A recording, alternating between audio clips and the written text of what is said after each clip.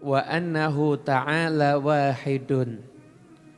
Dan sesungguhnya Allah Subhanahu wa taala itu esa, satu. Tuhan itu hanya satu. Bisa jadi Tuhan itu ada dua, tidak masuk akal. Terus gimana? Ya terus dibagi-bagi. Itu namanya bukan Tuhan, CV namanya itu. Yang punya banyak orang. Mosok nanti berarti nanti ada penjualan saham kalau gitu. Saham urusan langit bagian ini, kamu bagian ini. Nah, tidak bisa. Tuhan itu adalah zat yang layak disembah. Dan tentunya Tuhan itu adalah maha sempurna. Nah, kalau misalkan yang ngatur dibagi dua orang, sempurna apa enggak berarti? Perusahaan yang punya dua orang, berarti masing-masing punya kepemilikan sempurna apa enggak? Enggak, berarti dari situ aja udah masuk logika, enggak bisa. Tuhan itu kok cuma, Tuhan itu kok dua, tiga, enggak bisa. Tuhan itu pasti hanya ada satu. Paham ya? Itu Tuhan itu hanya ada satu, enggak masuk akal. Enggak masuk akal Tuhan itu ada 3, 4, 5, 7, 8, 10 lagi, tambah tidak sempurna Tuhannya. Andai kata Tuhan itu ada dua, itu aja udah nggak sempurna kok. Bener apa enggak?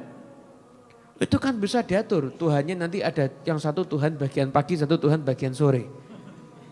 Ya ini namanya karyawan rumah sakit ini. Ada shiftnya, karyawan pabrik.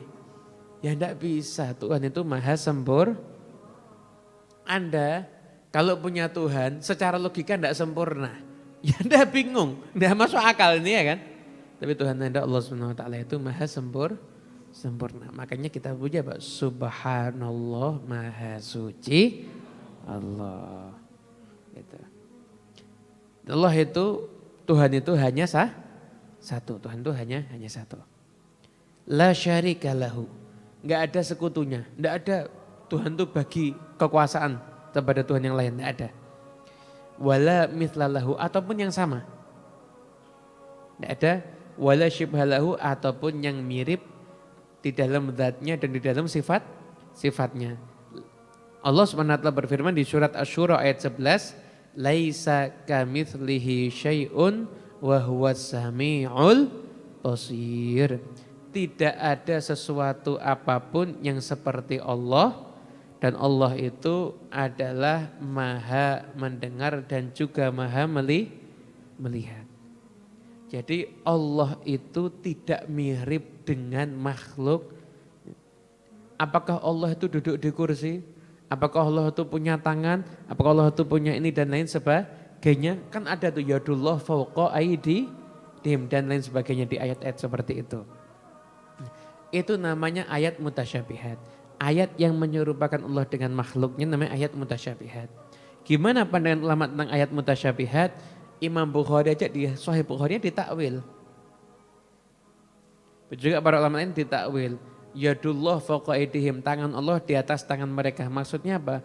Bukan tangan Allah tapi pertolongan Allah. Paham ya? Itu namanya bahasa majas gitu. Karena kalau Allah dibilang punya tangan, orang nanti akan berhayal bentuk tangannya Allah gimana. Betul apa enggak? Nah kalau orang itu sudah berhayal, yang dihayalkan sama manusia ini sempurna apa enggak?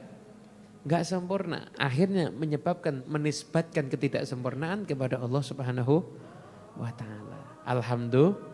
Bisa dipahami? Alhamdulillah. Kalau jenengan bisa sudah paham berarti insya Allah sudah belajar tauhidnya sudah masuk berarti. Nah, kita harus paham ini urusan Allah ini Subhanahu wa taala ini kita harus benar-benar paham.